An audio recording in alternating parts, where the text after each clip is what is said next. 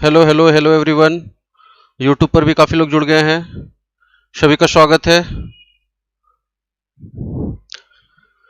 चलिए, तो कल हम लोग इंट्रोडक्शन टू नाउन कर रहे थे और हमने नाउन के बारे में कुछ बेसिक बातें पढ़ी थी। आज कुछ नए कलेक्टिव नाउन लिखे हुए हैं बोर्ड पर और मैं चाहता हूँ जल्दी जल्दी इसको लिख लेंगे और फिर मैं बताने वाला हूँ कि कहाँ पर क्या भराएगा, कौन सा वर्ड आने वाला है। जैसे हम देख रहे हैं कि व्हेल मछलियों के लिए, और लियोपार्ड का मैंने कल भी बताया था, तेंदुओं के समूह को लीप कहते हैं। ऊंट कैमल के समूह को क्या कहेंगे, फिर है ना। तो फटाफट लिखेंगे और फिर इसको हम लोग आगे बढ़ेंगे। नाउन का जो इंट्रोडक्शन किया था हमने, उसमें कुछ बातें रह गई थी, तो उसको हम लोग अप टू डेट करने वाले हैं। कई लोग कह रहे होंगे सर आज त्योहार वाले दिन भी सर ने छुट्टी नहीं करा है। चलिए, तो लॉकडाउन में ज्यादा त्योहार नहीं मनाना है, बस घर पे रहिए, मस्त रहिए, पढ़ते रहिए, खुद का देखभाल करें, माता पिता की करें, बहन की करें, भाई की करें, सब एक दूसरे की देखभाल करें। That's it. हेलो हेलो सभी को, गुड मॉर्निंग। चलिए फटाफट लिखने वाला काम तेजी से करेंगे, लिखने वाला काम तेजी से करेंगे सभी लोग। आज क्लासेस थोड़ा शॉर्ट रखूंगा। मैं समझ रहा हूं कई लोग आज फेस्टिवल के कारण इधर उधर हैं। हैप्पी रक्षाबंधन पिंकी कह रही है, सभी को हैप्पी रक्षाबंधन, शुभकामनाएं सभी को। अपनी बहन की इज्जत करते हैं, बहुत अच्छी बात है। दूसरों की करे, दूसरों की बहन की इज्जत करे, इससे अच्छी बात और कुछ हो नहीं सकती। चलिए तो स्टार्ट लेंगे।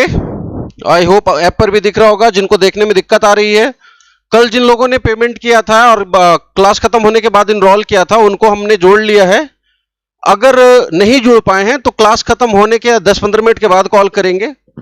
जो कल दोपहर के बाद जिन लोगों ने पेमेंट किया शायद वो अभी ऐड नहीं हो पाए हैं, तो परेशान नहीं होंगे। चलिए स्टार्ट ले रहे हैं। कल हम लोगों ने देखा था कि कुत्ते के बच्चों को समूह को हम लोग क्या बोलते हैं। हमने कहा था fill in the blanks of puppies. तो कुत्तों के बच्चों के समूह को हमने लीटर कहा था। शेरों के समूह को हमने प्राइड कहा था। मैंने आपको कुछ छोटे मोटे कलेक्टिव नाउन बताए थे 10-5, उसी में थोड़े बहुत आज और जोड़ देंगे। हालांकि कलेक्टिव नाउन का जो पूरा लिस्ट है वो हम तब पढ़ेंगे जब हम चैप्टर की शुरुआत करेंगे। तो देखो, व्हेल मछलियों के समूह को कहा जाता है school, a school of whales, whale मछलियों का समूह। फटाफट कमेंट में बताते चलोगे, अ स्कूल ऑफ व्हेल्स। आगे बढ़ेंगे। लियोपार्ड के समूह को हम लोग कहते हैं leap, a leap of leopards. तेंदुओं का जो समूह होता है उसको लीप कहा जाता है, अ लीप ऑफ लियोपार्ड्स। आगे बढ़ेंगे। ये कल हम लोगों ने किया था लियोपार्ड के लिए। नेक्स्ट है ऊंट, कैमल। कैमल के समूह को कहा जाता है string, a string of camels. जब वो कतार में चलते हैं ना, उसको स्ट्रिंग ऑफ कैमल्स कहते हैं। हालांकि स्ट्रिंग का प्रयोग हम लोग मोतियों के लिए भी करते हैं, अ स्ट्रिंग ऑफ पर्ल्स, मोतियों की माला। तो माला बोलने से, अगर आपके पास मोतियों की माला है, मतलब एक मोती है या मोतियों का समूह है।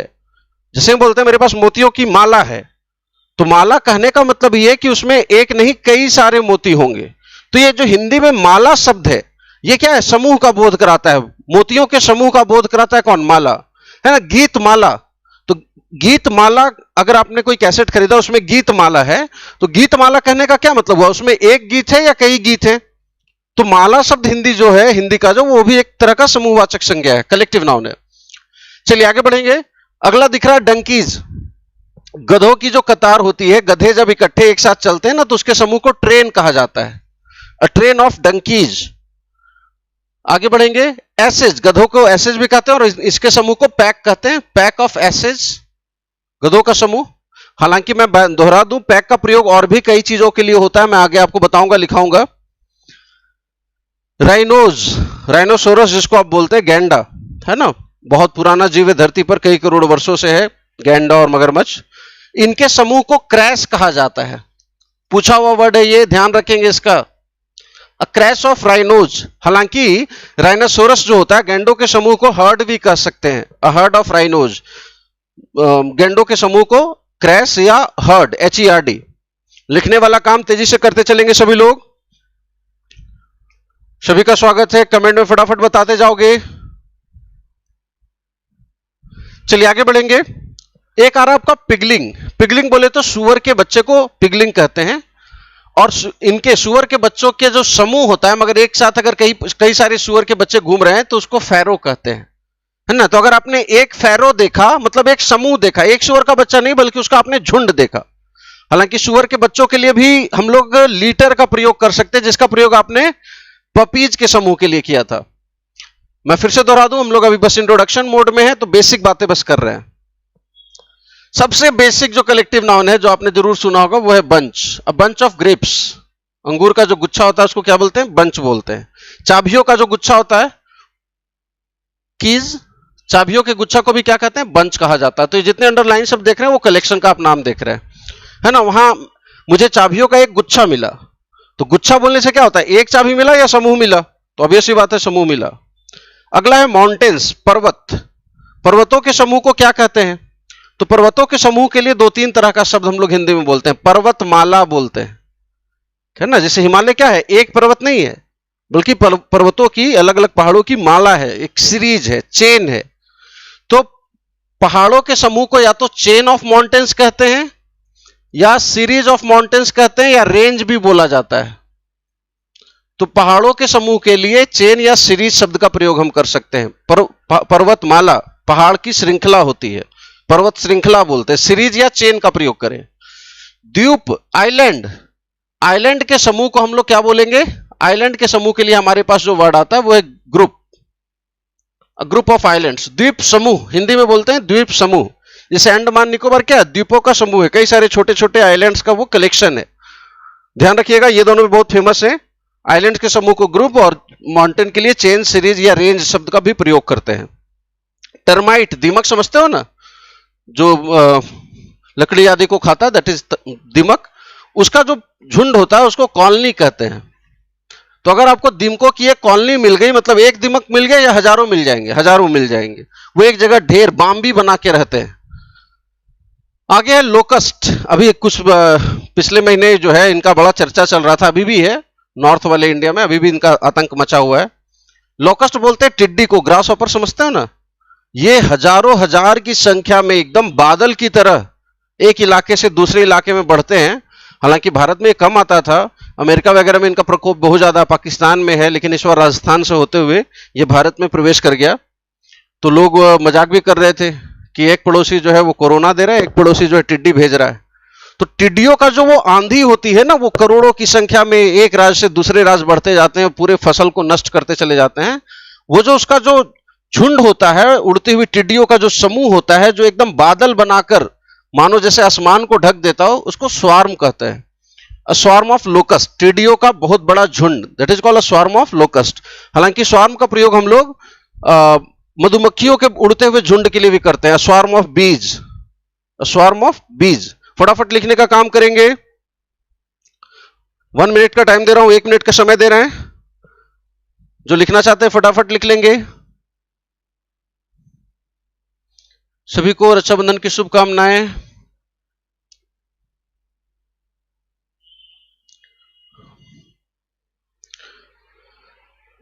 चलिए, नाउन का जो बचा हुआ हिस्सा है उसे हम लोग अब वापस करेंगे। थोड़ा सा इंट्रोडक्शन बाकी रह गया नाउन का, उसके बाद हम लोग एडजेक्टिव का इंट्रोडक्शन करने वाले हैं अभी।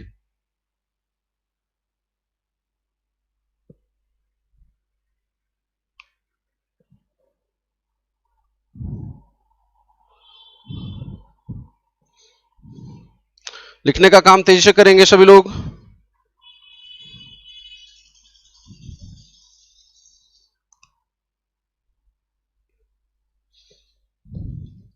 कमेंट में बताते जाओगे। मोरों के समूह को हमने कल क्या कहा था? बहुत ही छोटा सा और फेमस वर्ड है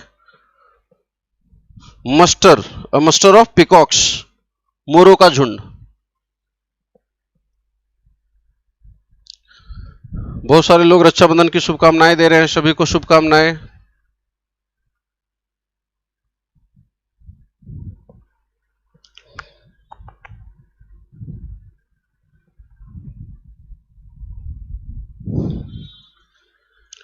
चलिए स्टार्ट करते हैं।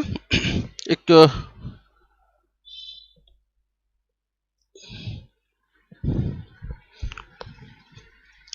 जो लिखने वाला काम है वो थोड़ा तेजी करेंगे तो आसानी होगी हम लोगों के लिए। इसमें आज हम लोगों ने 1-2 नया वर्ड जैसे जोड़ा, जैसे राइनोसोरस का जो समूह होता है उसको हम लोग क्रैश कहते हैं। जो लोग ऐप पर देख रहे हैं, अगर उनको देखने में या टाइमिंग में थोड़ी दिक्कत हो रही हो तो वो मुझे बताएंगे बाद में कि सर स्पीड ज्यादा है या कम है, उस हिसाब से हम लोग उसको एडजस्ट करेंगे।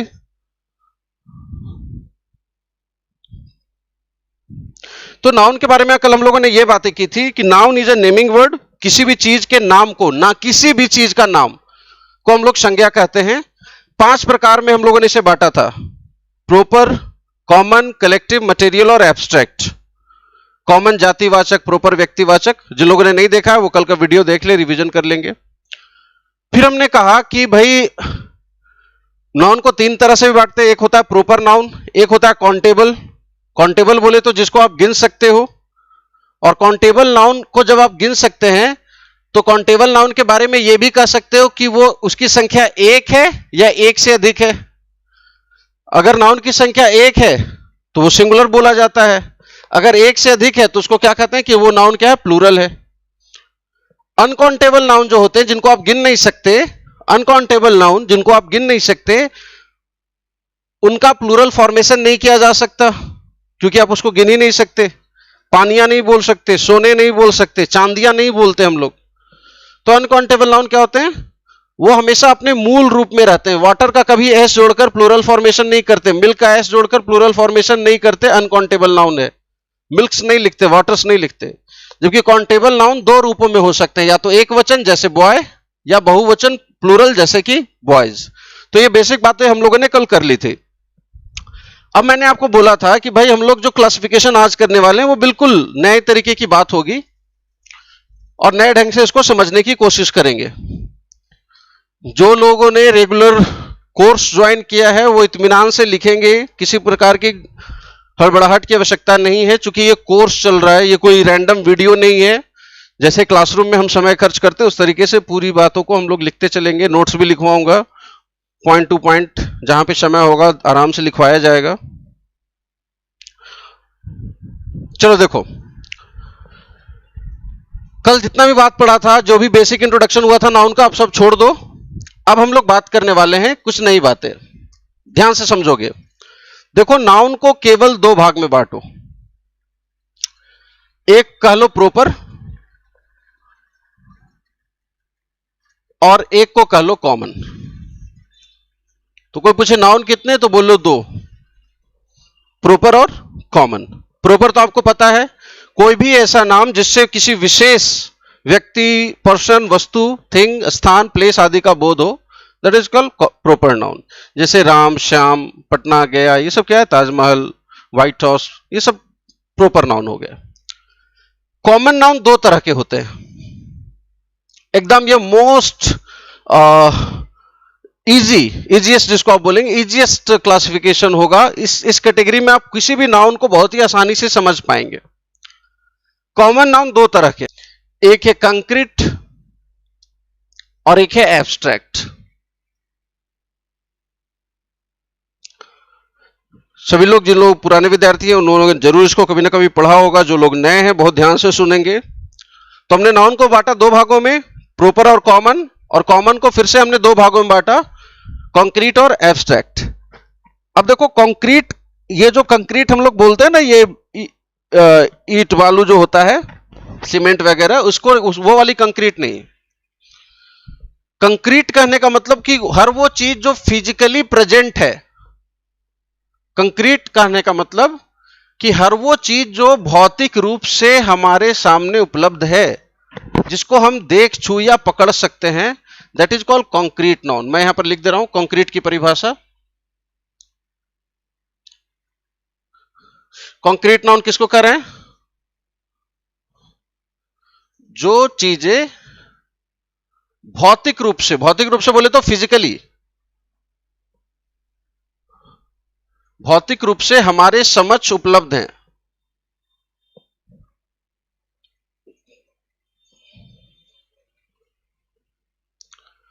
हम जिन्हें देख, छू या पकड़,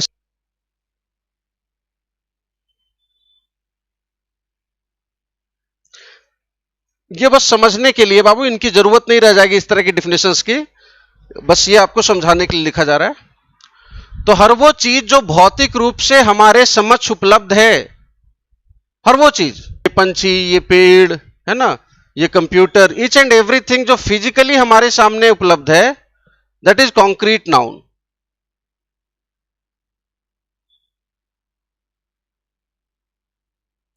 फटाफट लिखोगे। और वो चीज जो फिजिकली, जो भौतिक रूप से हमारी दुनिया में हमारे समक्ष उपलब्ध है, जिनको हम देख, छू या पकड़ सकते हैं, that is called concrete noun.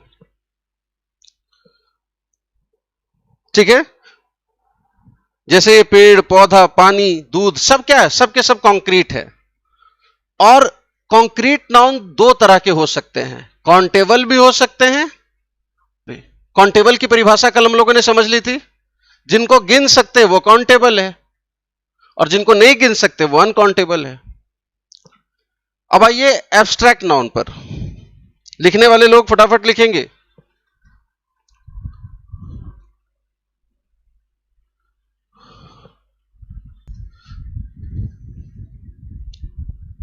Concrete noun countable भी हो सकते हैं, अनकाउंटेबल भी।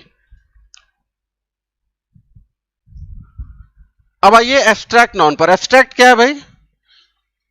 एब्स्ट्रैक्ट नाउन, कल जो हम लोग कह रहे थे गुण बोध हो और क्वालिटी का बोध हो और फीलिंग का बोध हो, वो सब छोड़ दीजिए। वैसी चीजें जो भौतिक रूप से हमारे समक्ष उपलब्ध नहीं हैं, हम जिन्हें देख, छू या पकड़ नहीं सके, वो क्या हो गए? एब्स्ट्रैक्ट नाउन हो गए। कंक्रीट का ठीक उल्टा, जो फिजिकली अवेलेबल है दैट इज कंक्रीट, और जो फिजिकली अवेलेबल नहीं है दैट इज एब्स्ट्रैक्ट। फटाफट लिखोगे एब्स्ट्रैक्ट नाउन। वैसी चीजें जो भौतिक रूप से, जो फिजिकली हमारे वर्ल्ड में, दुनिया में उपलब्ध नहीं है, हम जिन्हें देख, छू या पकड़ नहीं सकते हैं, उसको बोलते हैं एब्स्ट्रैक्ट नाउन।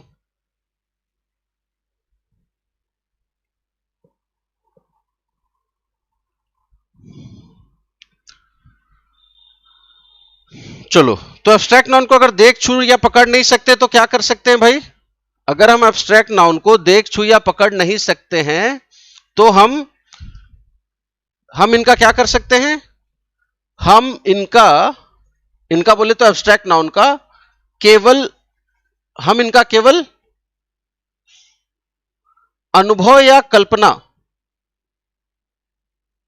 केवल अनुभव या कल्पना कर सकते हैं। वैसी चीजें जो भौतिक रूप से तो है नहीं, जो फिजिकली तो है नहीं, जैसे दर्द।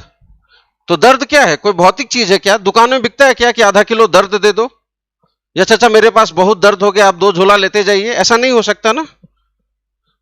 तो देखिए, हम आपको बहुत प्यार देते हैं, आप भी हमको 3 किलो प्यार दीजिए, ऐसा नहीं हो सकता। क्यों? क्योंकि ये प्यार और ये दर्द, ये जो एहसास, ये कोई भौतिक चीज नहीं है। आप इन्हें देख, छू या पकड़ नहीं सकते हैं। हम क्या कर सकते हैं? हम इनका केवल अनुभव कर सकते हैं, केवल फील कर सकते हैं, केवल इनका इमेजिनेशन कर सकते हैं, अनुभव या कल्पना कर सकते हैं, इनको देख, छू या पकड़ नहीं सकते। तो ये दो बेसिक डिफिनेशन था, कॉन्क्रीट नाउन जो भौतिक अवेलेबल है फिजिकली, और एब्स्ट्रैक्ट नाउन जो फिजिकली अवेलेबल नहीं है। लिख लिए सभी लोग? आगे बढ़ा जाए। चलो देखो,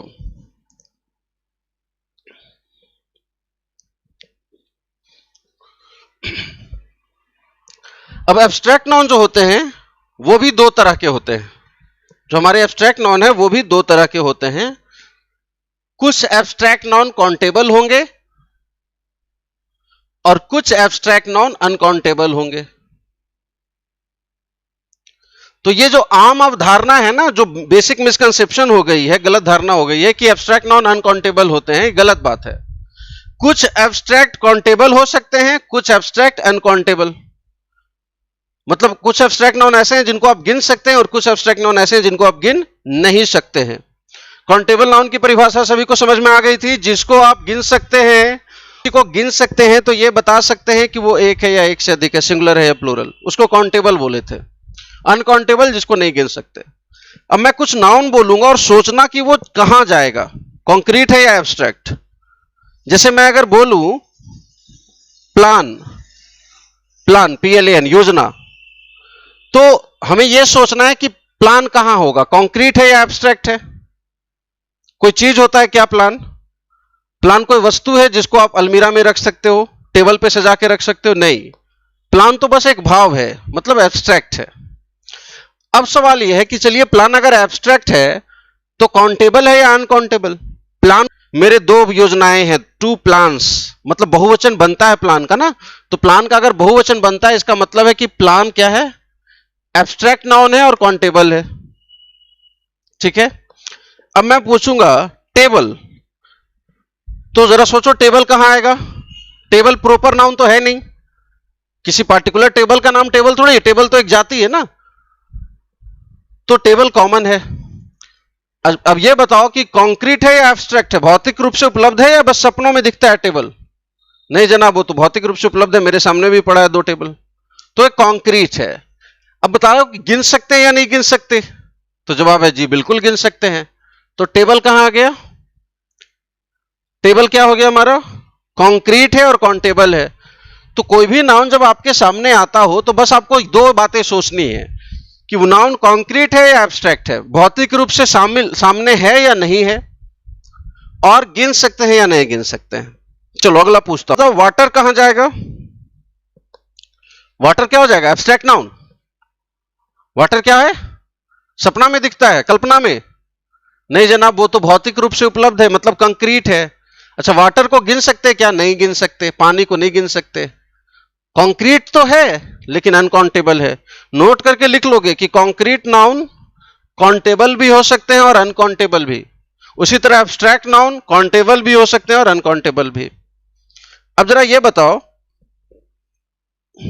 ये चाइल्डहुड, बचपन, बचपन अवस्था है, तो बचपन कहां है? कंक्रीट है या एब्स्ट्रैक्ट है? दुकान में जाके ऐसा बोलेंगे कि देखा भैया एकदम बुढ़ा गई, सब बचपन खत्म हो गलो, दे दो तो 4 किलो पैसा कल दे दो। वो ऐसा नहीं हो सकता, क्योंकि आपका जो बचपन है वो एब्स्ट्रैक्ट है, वो लिया दिया नहीं जा सकता, वो एक भाव है। आप इनको देख छू या पकड़ नहीं सकते, बस अनुभव या कल्पना कर सकते हैं एब्स्ट्रैक्ट नाउन को। तो ये तो चल समझ में आ गया कि बचपन एब्स्ट्रैक्ट है, लेकिन अब सवाल है कि काउंटेबल या अनकाउंटेबल। तो चाइल्डहुड आपका क्या है? अनकाउंटेबल एब्स्ट्रैक्ट नाउन हो जाएगा। अनकाउंटेबल जिसमें एस जोड़कर बहुवचन नहीं बना सकते, अनकाउंटेबल नाउन हमेशा अपने मूल रूप में रहते हैं, जबकि काउंटेबल में एस जोड़कर प्लूरल फॉर्मेशन करते हैं, एस जोड़कर। बात समझ में आई? चलिए अब ये बताइए कि आइडिया, आइडिया कैसा नाउन है और कहां जाएगा? एकदम इस पैटर्न पर आप सोचोगे तो सारा का सारा नाउन एकदम जगह पर चला जाएगा। फटाक से बताओ, आइडिया, तो साफ समझ में आता है कि आइडिया क्या है? कॉन्क्रीट है क्या? नहीं, आइडिया एब्स्ट्रैक्ट है। अच्छा, आइडिया को तो गिनते हैं, आइडिया का बहुवचन बनाते हैं, many ideas, a number of ideas. तो आइडिया है तो एब्स्ट्रैक्ट लेकिन काउंटेबल है, एब्स्ट्रैक्ट है लेकिन काउंटेबल है।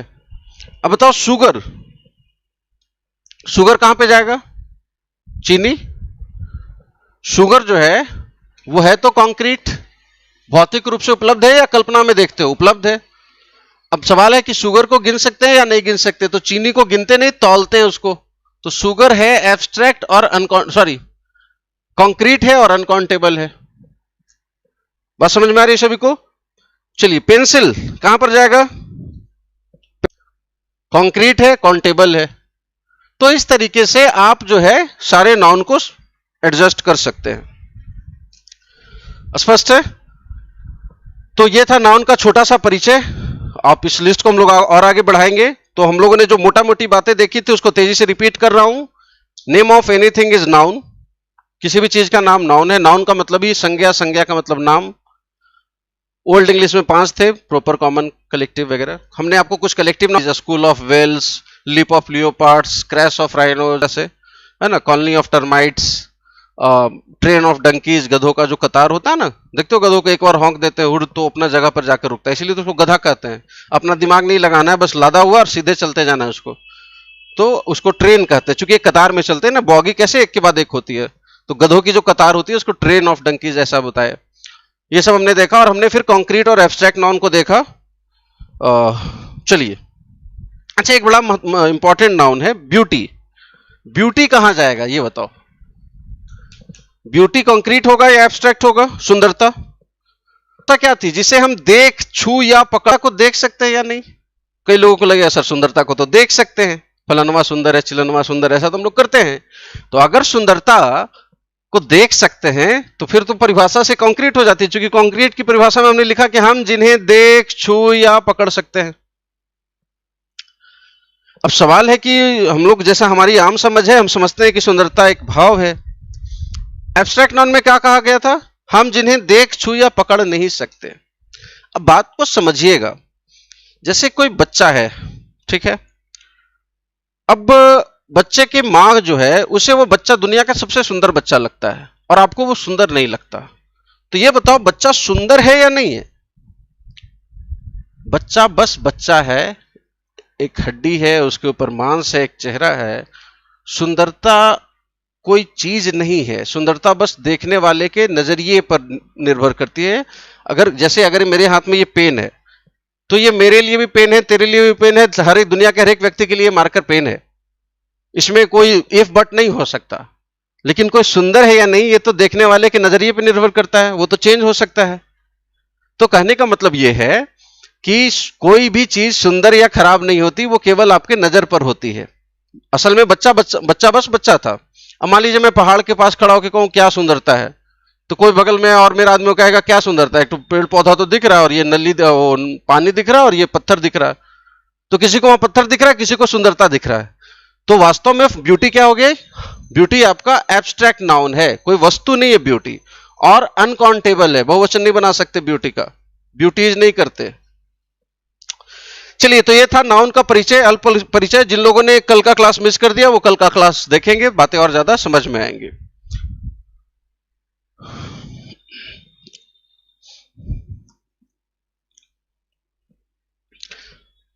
अभी हम लोग जब एडजेक्टिव के बारे में बातचीत शुरू करेंगे तो वापस नाउन का जिक्र वापस आएगा, और सारी बातें जो अभी अभी हम लोगों ने की हैं इनको वापस से हम लोग जिक्र में लेकर आएंगे। हेडिंग लगा लोगे सभी लोग?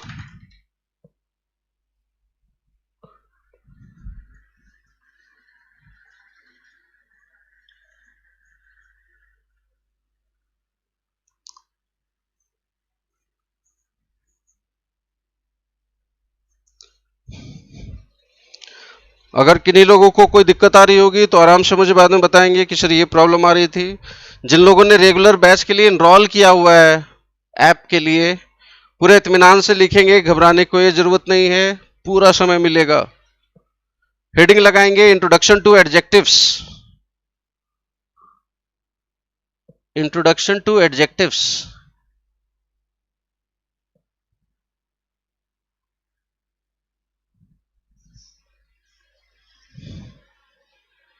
कुछ लोग बफरिंग की शिकायत कर रहे हैं, बाबू कल हाई स्पीड ब्रॉडबैंड लग जाएगा कल परसों तक, तो कोई दिक्कत नहीं होगी। अभी चूंकि जियो की हालत बहुत खराब हो गई है, इधर बीएसएनएल का ब्रॉडबैंड लगने वाला है, तो काम खत्म, कोई दिक्कत नहीं होगी। चलिए देखिए, तो अभी तक हम लोगों ने बस एक चैप्टर को इंट्रोड्यूस किया है, नाउन को। अब हम लोग दूसरे चैप्टर को इंट्रोड्यूस कर रहे हैं, एडजेक्टिव्स को। बहुत ध्यान से देखेंगे क्या है भाई। आज चूंकि आपका फेस्टिवल वाले दिन है तो काफी लोग व्यस्त हैं। चलो देखो, ये जो वर्ड है एडजेक्टिव, ये एक ग्रीक वर्ड से आया है, एडजेक्टिवम। ये इंग्लिश का वर्ड नहीं है। एडजेक्टिवम एक प्राचीन भाषा से जुड़ा हुआ शब्द है। इसका मतलब ही होता है जोड़ना, टू ऐड।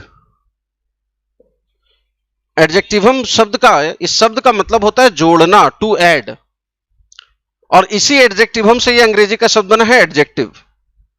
तो हर वो शब्द जो नाउन में कोई मीनिंग जोड़ दे, हर वो शब्द जो नाउन के विषय में कोई बात बता दे, नाउन के बारे में किसी प्रकार की जानकारी दे, उसको एडजेक्टिव बोलते हैं। देखो, नॉर्मल परिभाषा जो होती है एडजेक्टिव की, वो परिभाषा क्या है कि अ word that qualifies a noun और नॉन इक्विवेलेंट। अभी नॉन इक्विवेलेंट पे चूंकि बात नहीं हुई तो मैं उधर नहीं जाऊंगा, अभी मैं बहुत सीमित परिभाषा लिख रहा हूं। एक ऐसा शब्द जो एक नाउन को क्वालिफाई करे या नाउन समतुल्य शब्दों को क्वालिफाई करे। नाउन समतुल्य मतलब नाउन के बराबर, जैसे प्रोनाउन वगैरह होते हैं ना, वो नाउन के बराबर होते हैं, आगे बात करेंगे उस पर। तो a word that qualifies a noun और a noun equivalent word that is called adjective. ये सबसे बेसिक परिभाषा है, इसे परिभाषा की कोई जरूरत नहीं है। बस आप इतना समझ लो कि नाउन के बारे में, किसी नाउन के बारे में ईटा ढेला पत्थर, और बोल के बताओगे, सब लोग अपने अपने मुंह पर बोलोगे तभी समझ में आएगा। नाउन के बारे में एडजेक्टिव है। A word which tells us ईटा ढेला पत्थर, anything about a noun is called an adjective. किसी नाउन के बारे में किसी प्रकार की जानकारी देने वाला शब्द क्या कहलाता है? एडजेक्टिव। नाउन की डिफिनेशन क्या पढ़ रहे थे? Noun is a naming word. Adjective का डिफिनेशन है adjective is a qualifying word, जो क्वालिफाई करता है। और किसको क्वालिफाई करता है? नाउन को। जैसे, अच्छा एक बात यहां पर आपको और समझना पड़ेगा, एक बात हम लोगों ने छोड़ दिया। हम लोगों ने नाउन को मोटा मोटी 3 भाग में रखा कि एक होता है प्रोपर, प्रोपर बोले तो विशेष व्यक्ति वस्तु स्थान, ठीक है। एक हमने कहा कि भाई काउंटेबल होते हैं, काउंटेबल जिनको गिन सकते हैं तो वो बता सकते हैं कि वो एक है या एक से अधिक है, सिंगुलर है या प्लूरल। और एक होता है अनकाउंटेबल। छोटी सी बात है, बस इसको समझ लोगे, नए बच्चे जो होंगे उनको ताकि दिक्कत ना हो। अनकाउंटेबल के बारे में कहा कि इसका प्लूरल फॉर्मेशन नहीं होता, वो हमेशा अपने बेस फॉर्म में, मूल रूप में या सिंगुलर फॉर्म में रहता है। जैसे बॉय, बॉयज, वाटर, वाटर्स। ये तो हो गई बात क्लियर। मैं जब ऐसा कुछ लिखूंगा, NCS, नए बच्चों के लिए जरूरी है, समझ लेंगे, तो इसका मतलब होता है नेशनल करप्शन स्कीम, राष्ट्रीय भ्रष्टाचार योजना। NCS का मतलब हुआ noun countable singular. Countable singular noun है। जैसे मैं अगर बॉय लिखूं और बॉय के नीचे मैं ऐसे लिख दूं, तो इसका मतलब यह हुआ कि बॉय क्या है? एक नाउन है। कैसा नाउन है? काउंटेबल नाउन है। और कैसा है? सिंगुलर है। अगर कहीं पर बॉयज लिखा हुआ होगा तो मैं उसके नीचे ऐसे सिंबल दूंगा, तो आप समझ जाना क्या लिखा हुआ है। ऐसे लिखने का मतलब हुआ कि बॉयज क्या है? एक नाउन है, काउंटेबल है मतलब गिन सकते हैं, और प्लूरल है मतलब बहुवचन है। बात समझ में आई? अगर कहीं वाटर लिखा हुआ होगा तो मैं उसके नीचे ऐसे लिखूंगा, noun uncountable, noun uncountable, noun countable singular, noun countable plural. तो ये जो सिंबल्स है इनको समझ लेंगे। चलिए,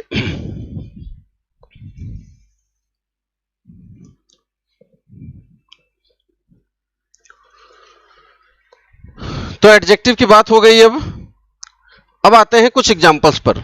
अब जैसे मैंने लिखा यहां पर एक शब्द लड़का, तो लड़का क्या है? अगर ओल्ड इंग्लिश में देखोगे तो कॉमन नाउन है। ऐसे क्या है? काउंटेबल सिंगुलर है। अंग्रेजी में लिख दे तो बॉय। काउंटेबल है, गिन सकते हैं बॉय को, गिन सकते हैं या नहीं गिन सकते?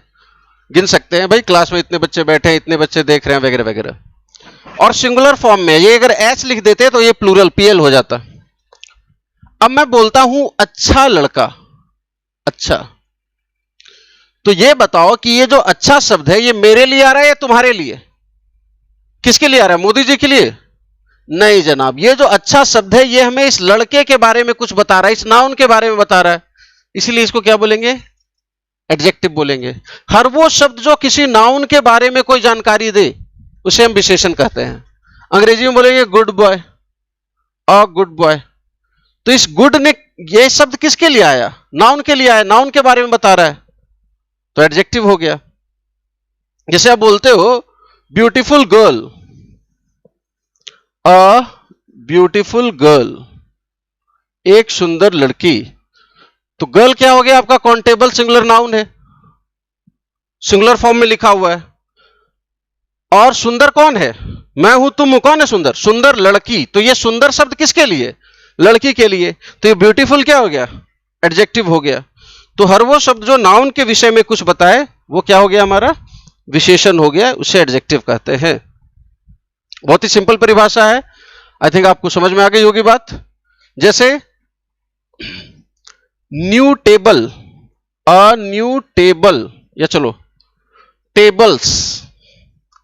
अब देखो ये टेबल क्या एक नाउन है, काउंटेबल है, गिन सकते हैं, और प्लूरल फॉर्म में लिखा हुआ है, बहुवचन रूप में एस जोड़ दिया गया, तो इसीलिए देखो नीचे में क्या लिख दी, एनसीपीएल।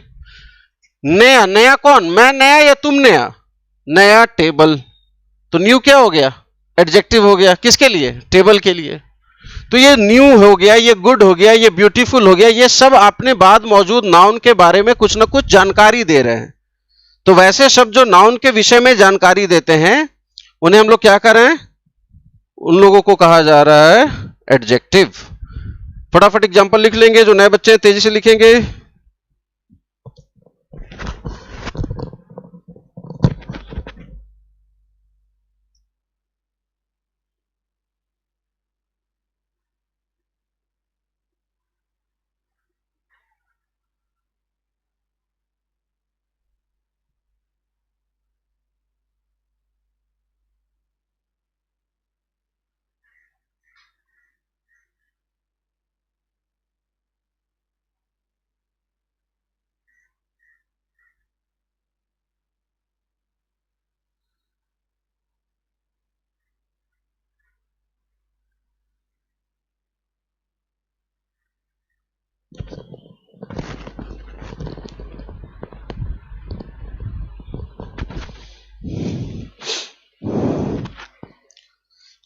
चलिए,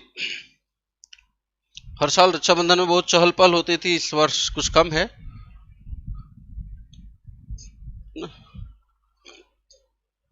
बहनें बहुत परेशान हैं, आज कमाई धमाई नहीं हो रहा है। हर साल एक आध कपड़ा का तो पैसा जुटा ही लेते थे। निखिल कुमार गुप्ता कुछ कह रहे हैं, गर्ल के लिए हैप्पी रक्षाबंधन ऑल स्टूडेंट्स। चलिए, वेरी गुड। चलिए आगे बढ़ते हैं,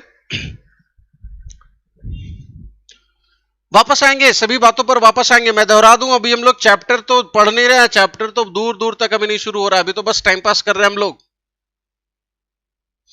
क्या कर रहे हैं बेलो, जरा जोर से बता दो सभी लोग। टाइम पास, और बिल्कुल टाइम पास हो रहा है अभी, एकदम बेसिक फाउंडेशन बातें हम लोग बस डिस्कस कर रहे हैं अभी। चलिए देखो, तो हमने एडजेक्टिव की परिभाषा देखी, अ word that qualifies a noun that tells us anything about noun, that is called adjective.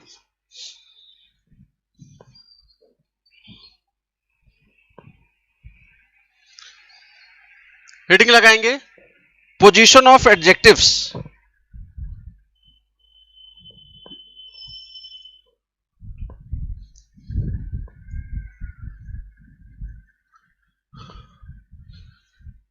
Adjective का काम तो समझ में आ गया कि नाउन के बारे में कुछ बताएगा। अब सवाल है कि भाई उसका पोजीशन क्या होगा। तो बेसिकली 3 पोजीशन होते हैं, मैं अभी आपको इंट्रोडक्शन है तो 2 ही बताता हूं। एक होता है बाबू डायरेक्ट यूज, इसको आप प्रत्यक्ष प्रयोग भी कह सकते हैं। अगर आप ग्रामर में जाएंगे तो इसको एट्रीब्यूटिव यूज भी कहते हैं।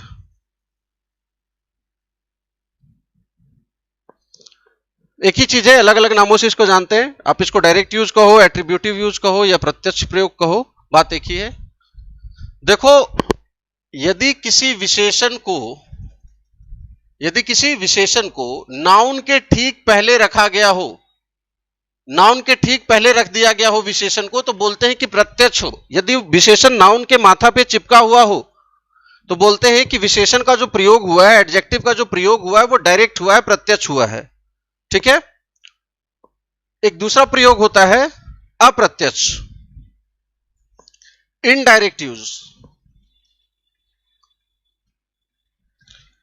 हिंदी में बात समझ में आ रही होगी, अप्रत्यक्ष प्रयोग। आप इसे प्रेडिकेटिव यूज भी कह सकते हैं।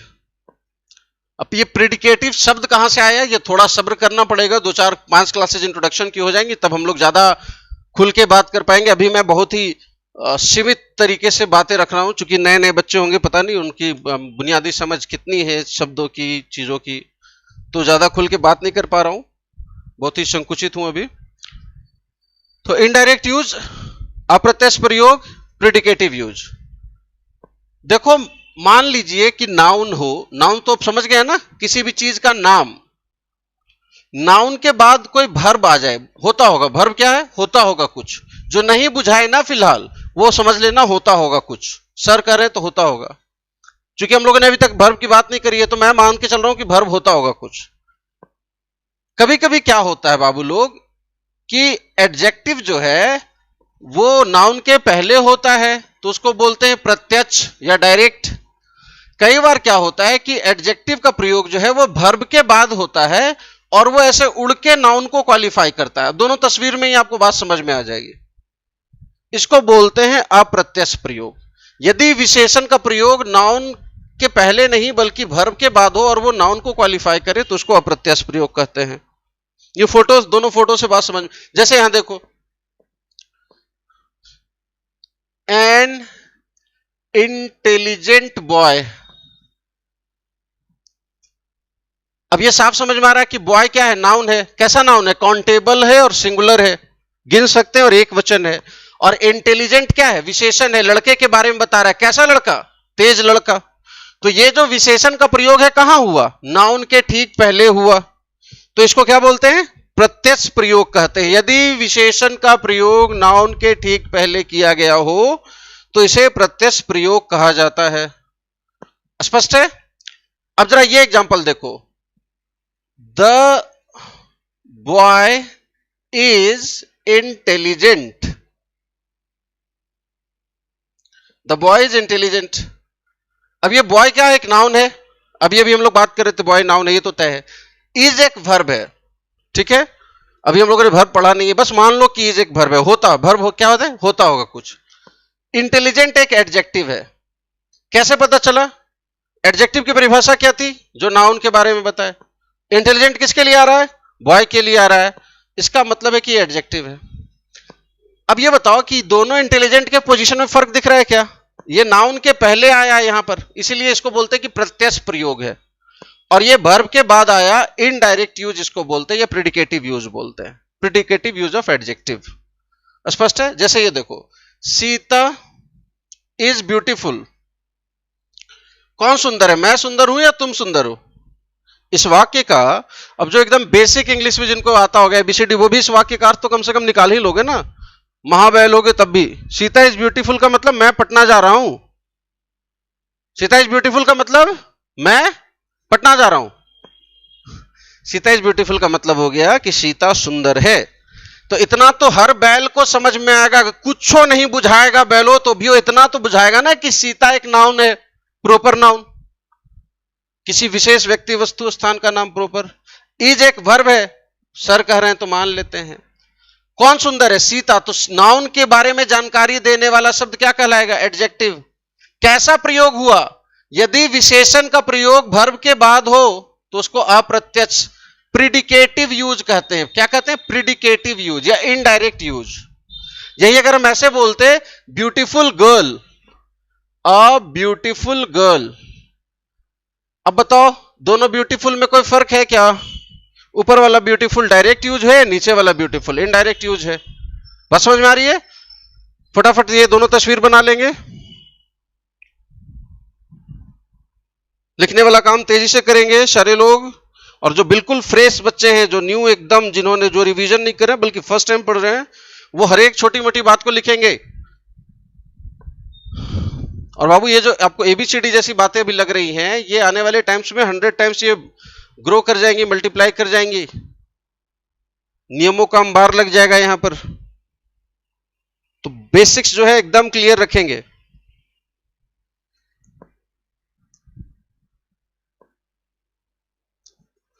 कुछ लोग वीडियो बफरिंग की शिकायत कर रहे हैं, परेशान नहीं होना है। मैंने बोला जल्दी ही आपका वो हाई स्पीड ब्रॉडबैंड आ जाएगा, फिर दिक्कत नहीं होगी।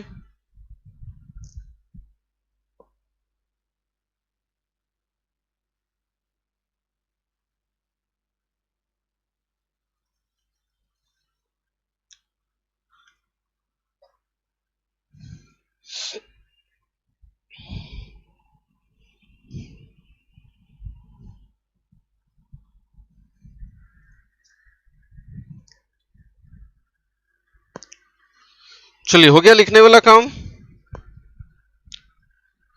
तो कितने यूज हमने लोगों ने अभी देखे, एक डायरेक्ट देखा और एक इनडायरेक्ट देखा। एक और होता है पोस्ट पोजीशन, उस पर भी बात कर ले रहा हूं। एक छोटा सा एग्जांपल देके समझा देता हूं बस।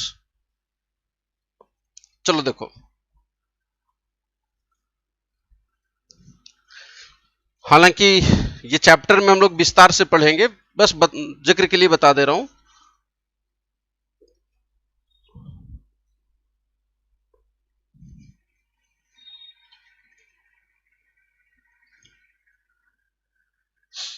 प्रत्यक्ष, अप्रत्यक्ष। एक क्या होता है कि विशेषण को नाउन के ठीक बाद रखते हैं, या वो जिस शब्द को क्वालिफाई करता है उसके ठीक बाद। दोनों तस्वीरों में फर्क है। यहां पर वर्ब के बाद आकर नाउन को क्वालिफाई किया, यहां पर नाउन के ठीक बाद है, और यहां नाउन के ठीक पहले। तीनों तस्वीर देख लोगे, फर्क समझ में आ जाएगा। ये जो नीचे वाला देख रहे हैं ना, थर्ड नंबर पर, पोस्ट का मतलब ये होता है बाद। पोस्ट का मतलब होता है बाद, पोजीशन का मतलब स्थान। तो विशेषण का स्थान कहां है? नाउन के ठीक बाद है। इस पोजीशन को क्या बोलते हैं? पोस्ट पोजीशन कहा जाता है। देखो एग्जांपल से मैं समझा दे रहा हूं।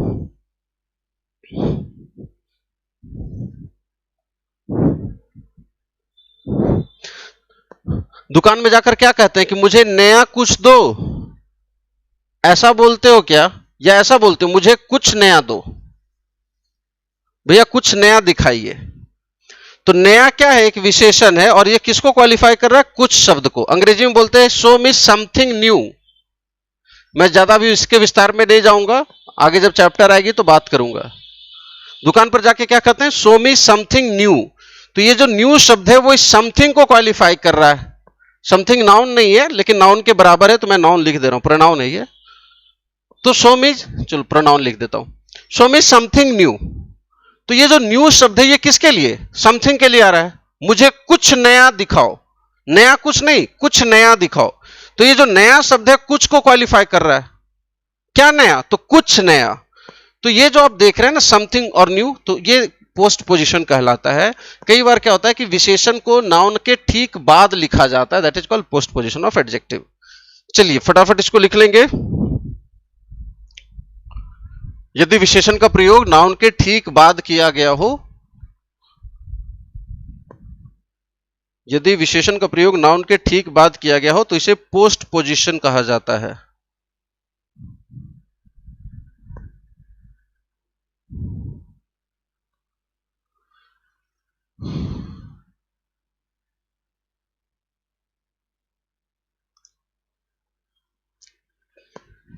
चलिए आगे बढ़ते हैं, या आज आगे नहीं बढ़ेंगे। मैंने बोला था आज क्लास थोड़ा छोटा रखने वाले हैं। मुझे कल ध्यान ही नहीं था कि आज रक्षाबंधन है, अदरवाइज आज का क्लास ऑफ रखा जाता, क्योंकि एक्टिविटी बहुत होती है, लोग पूजा पाठ में व्यस्त होते हैं। काफी महत्वपूर्ण दिन है आज का, तो सभी को बहुत सारी शुभकामनाएं। कल हम लोग क्या करने वाले हैं, ध्यान से सुन लो पहले। कल का क्लास बिल्कुल किसी शर्त पर मिस नहीं करना। जो यूट्यूब पे देख रहे हैं उनके लिए भी है, और ऐप वाले तो खैर कोई भी शिकायत आ रही हो, कोई भी दिक्कत आ रही हो, सीधे मेरे नंबर पे बात करेंगे। सबसे पहली बात, कई सारे जो बच्चे जिन लोगों ने कल पे किया है शाम को, उनका नाम अभी ऐड नहीं हुआ होगा, तो उनको ऐप पर वीडियो शायद नहीं दिखे, बाकी लोगों को दिख रहा होगा। जिनका पहले से ऐड हो चुका है, कल सुबह से पहले जिनका पेमेंट है वो सब ऐड हो चुके हैं। फिर भी अगर दिक्कत हो तो सीधे बात करेंगे। कल बहुत ही मशहूर बातें करने वाले हैं। कल हम लोग बात करेंगे एडजेक्टिव के प्रकार की, काइंड्स ऑफ एडजेक्टिव पर, और एकदम फाउंडेशन जो है वो क्लियर कर देना है कल। और इसके अलावा बातें होंगी सफिक्स और प्रीफिक्स पर, नाउन सफिक्सेज और एडजेक्टिव के प्रीफिक्स और सफिक्स क्या होते हैं, उससे इसकी मदद से आप शब्दों को आसानी से पहचान सकते हैं। हम लोग क्लास में जानते हैं ना, एंट है, अल है, इक है, एबल है, इबल है ना, वो सन है। तो उस तरीके से शब्दों को कैसे पहचानते हैं कि नाउन है या विशेषण है, उस पर हम लोग कल विस्तार से बात करेंगे। फिलहाल जो दो इंट्रोडक्शन क्लासेज हुए उनको आप, वीडियो अभी मौजूद रहेगा, आप उसको देख सकते हैं। जुड़ने के लिए बहुत बहुत शुक्रिया। एक बार फिर से सभी को रक्षाबंधन की ढेर सारी शुभकामनाएं। बहनों की इज्जत करें। और मैं हमेशा बोलता हूं, ये कहने से मैं चूकूंगा नहीं, कि जिस देश में हर चीज माँ है ना, वहाँ उससे दुनिया का रेप कैपिटल कहा जाए तो ये हमारा दुर्भाग्य है। यहाँ हमारी धरती माँ है, गौ माँ है, नदी जो है हमारी माँ है, विद्या हमारी माँ है, संगीत को माँ का दर्जा है। तो एक कितने सुंदर विचारों वाले देश में दुनिया भर में संगीत को बहुत नीची निगाह से देखा जाता है, लेकिन इस देश ने शास्त्रों में संगीत को बहुत ऊंचा दर्जा दिया और जो विद्या की देवी है उसे ही संगीत की देवी कहा गया। इससे सुंदर कोई दुनिया में आपको एग्जाम्पल नहीं मिलता, इतना ऊंचा दर्जा देने वाला देश। और वहाँ अगर हर 9 मिनट 8 मिनट में एक रेप की घटना घटती है तो बहुत हम सभी का ये दुर्भाग्य है। और हम सभी यौवन के उस दौर से गुजरते हैं ना, सड़क पे चलते हुए किसी को सीटी मार देना, टिटकारी मार देना। देखिए, एक हंसी मजाक दोस्ती में एक अलग चीज होती है, ये कृष्ण का देश है ना, और उनके गोपियों के संग अटखेलियों की कहानियां कितनी प्रसिद्ध हैं, हम सभी जानते हैं। लेकिन जब आपकी अटखेली, अब ये जो है ना किसी को टॉर्चर कर देना, वो टॉर्चर का स्तर तक ले जाना, वो एक अलग चीज है। तो हमारी बहन बेटियां भी इसी समाज का हिस्सा हैं। अब पता नहीं जो लोग ये करते हैं, इस तरह की हरकतें करते हैं, उन्हें इस बात का आभास है या नहीं कि वो भी कल पिता बनेंगे, वो भी भाई हैं। तो इस एक जब तक ये समग्रता के भाव में हम इन चीज़ों को नहीं देखेंगे, ये समस्या हमारी देश में बनी रहेगी। हमारी माँ बहनें बेटियां घर से बाहर असुरक्षित महसूस करती हैं चलते हुए। मैं आप कोई भी, जब हम अपनी बहन के साथ या माँ के साथ या किसी भी परिवारजन के साथ, बेटी के साथ बाहर जाते हैं तो एक असहजता की भावना होती है। ये जो घूरने वाली प्रवृत्ति है ना, इससे बचना चाहिए। हम पश्चिम के देशों की कितनी आलोचना करते हैं, उनकी संस्कृति अच्छी नहीं है ना, उनका कल्चर अच्छा नहीं है। जनाब, वहाँ बीचेस पे हाफ नेकेड महिलाएं बैठी होती है, कोई घूर के ताकने वाला नहीं होता, पलट कर देखने वाला नहीं होता। तो आप उनकी आलोचना करके अपना दिल बहला लीजिए कि हम महान संस्कृति वाले हैं, लेकिन हकीकत तो ये है कि व्यवहार, सच्चाई तो ये है आज की दुनिया की कि वो इन मामलों में आपसे कहीं आगे है। तो एक बंधा हुआ समाज होने के कारण शायद ये हालत हमारी हो गई है। तो इससे बचे, उभरे, बहनों की इज्जत करें, बेटियों की इज्जत करें, खूब स्वतंत्रता दें। और जब तक जितनी अधिक महिलाएं घरों से बाहर निकलेंगी तभी ये समाज सुरक्षित होगा। वर्क प्लेसेस पे, सड़क पे, पुलिस में, प्रशासन में, हर जगह ये दौर आना बाकी है।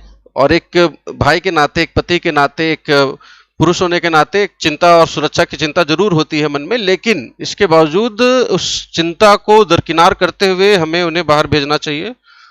क्योंकि जितनी ज़्यादा महिलाएं सड़क पर होंगी, आपका देश उतना ही खूबसूरत होगा, उतना ही मजबूत बनेगा, उतना ही आत्मविश्वास जागेगा। किसी भी देश के 50% लोगों को कैद करके आप एक सुंदर समाज, एक सुंदर देश का निर्माण नहीं कर सकते हैं। खैर, बहुत सारी बातें हो सकती हैं इस विषय पर। बहुत बहुत शुक्रिया, बहुत बहुत शुभकामनाएं सभी को। Signing off.